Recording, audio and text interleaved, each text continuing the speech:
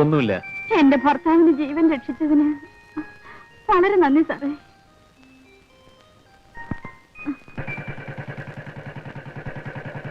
ഗോപി, ഗോപി, ഒന്ന് നിന്ന് പറയട്ടെ. എന്താ മണി, ബിസിനസ് ഒക്കെ എങ്ങനെയുണ്ട്? മഹാ മോശമാ ഗോപി. ചുമ്മാ ഇരി. ഏത് ബിസിനസ് മോശമാണെങ്കിലും തന്റെ ബിസിനസ് മോശമാവാൻ വഴിയില്ലല്ലോ. എന്നാൽ അങ്ങനെയല്ല ഗോപി, ബിസിനസ് അല്പം മോശമാണ്. എന്ത് പറ്റി? പുതിയ ചരക്കൊന്നും വന്നില്ലേ? ഉണ്ടായിരുന്ന പഴയ ചരക്കിൽ ഒന്ന് കൈവിട്ട് പോയില്ലേ? ഏത്? നമ്മുടെ മാലതി. നമ്മുടെ പഴയ ചരക്ക്? അതെന്നെ, തന്റെ ചേട്ടൻ വേലു അവളെ പെർമനന്റ് കീപ്പാക്കാൻ പോകുന്നു. അവിടെ ഇനി ആരും അടുക്കാൻ പാടില്ല പോലും. അടുക്കാൻ അവൻ സമ്മതിക്കുകയില്ല. ആ കള ഞാൻ പോകുന്നു.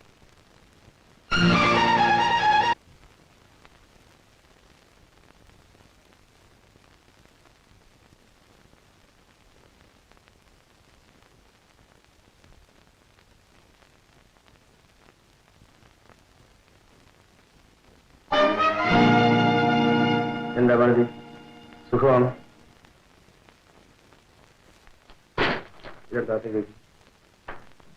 ഒന്നുമില്ല, 2 സാരിയും കുറച്ച് ഓറഞ്ച് ഒക്കെയാണ്. നിനക്ക് വേണ്ടി വാങ്ങിച്ചതാ. എന്താടി എന്നെ പരിചയമില്ലാത്തത് പോലെ?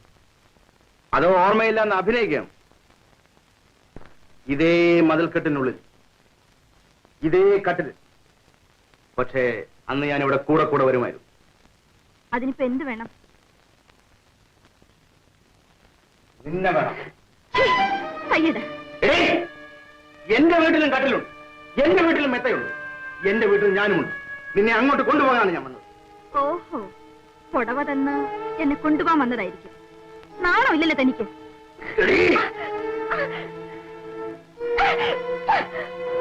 ശീലാവധി ചമയുകയാണോ? എല്ലാ സൗകര്യങ്ങളും തരാം. തനിച്ച് താമസിക്കാൻ ഒരു വീടും തരാം.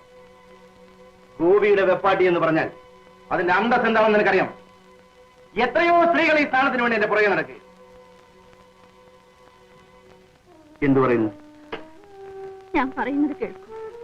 ഞാനിപ്പോ പഴയ മാലതിയല്ല. നല്ലൊരു ജീവിതം തുടങ്ങാൻ ശ്രമിക്കുന്ന എന്നെ എന്തിനിങ്ങനെ ശല്യപ്പെടുത്തുന്നു? ഈ കാര്യം വേലുച്ചേട്ടൻ അറിഞ്ഞാൽ നിങ്ങൾ വെറുതെ വിടില്ല. വേലു? ഞാൻ അറിയാത്തൊരു വേലു പുതിയ ഉദ്യോഗം കൊടുത്തിരിക്കുകയാണ്. ഭർത്താവ് ഉദ്യോഗം. എന്ത് ശമ്പളം കൊടുക്കുന്നുണ്ട്? ഭാഗ്യദേവത നിന്നെ അന്വേഷിച്ചു വന്നിരിക്കുകയാണ്. ഇനി ഇതുപോലൊരു അവസരം ഞാൻ തരുമെന്ന് വിചാരിക്കരുത്. മര്യാദ മര്യാദയ്ക്ക് ഇവിടുന്ന് പോകാനാ പറഞ്ഞത്. ഇല്ലെങ്കിൽ ബഹളം വെച്ച ആളുകളെ കൂട്ടും. ബഹളം വെച്ച് എങ്കിലും ഒന്ന് കാണട്ടെ.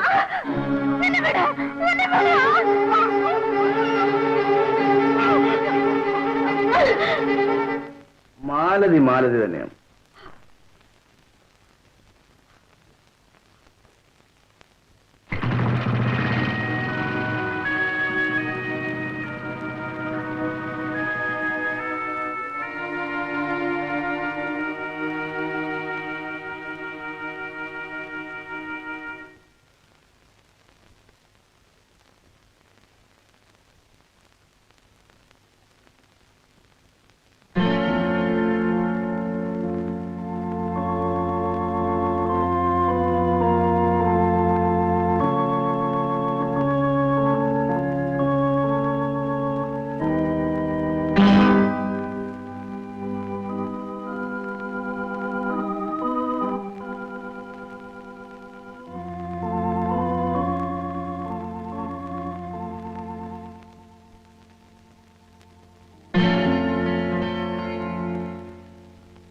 പോയ കാര്യം എന്തായി?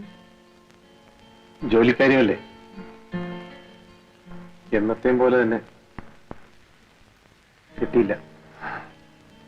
വന്ന പാടെ ഇങ്ങനെ കിടന്നാലോ? കൈ കഴിയിട്ട് ചോറുണ്ണാൻ വരും.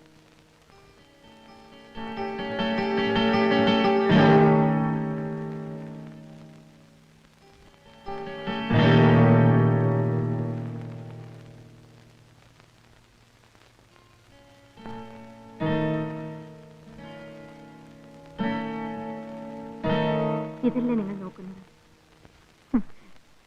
ശരി ശരി, ഒരു ഊണ് കഴിക്കണം.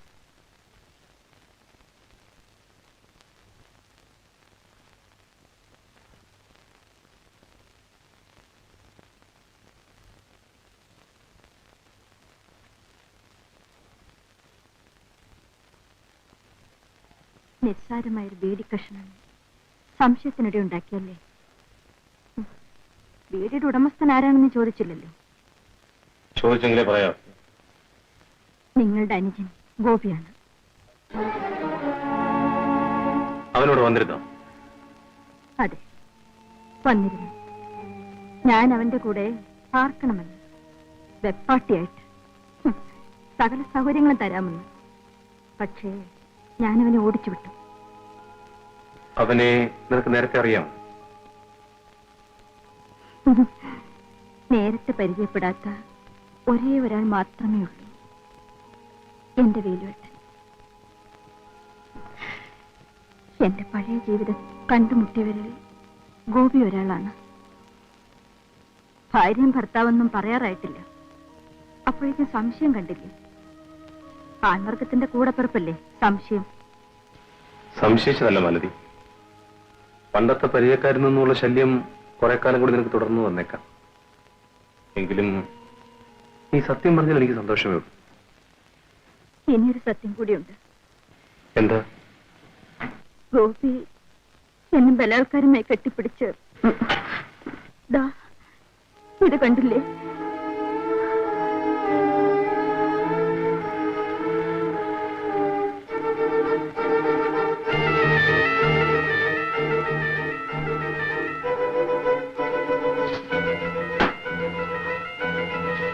എവിടെ പോകുന്നു? ഗോപിയുടെ വീട്ടിലേക്കോ?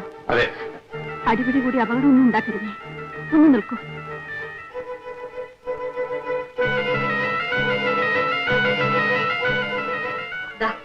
ഇത് അവൻ എനിക്ക് കൊണ്ടുവന്ന സമ്മാനമാണ്. അവന്റെ മുഖത്ത് തന്നെ വലിച്ചെറിഞ്ഞിട്ട് വന്നാ മതി.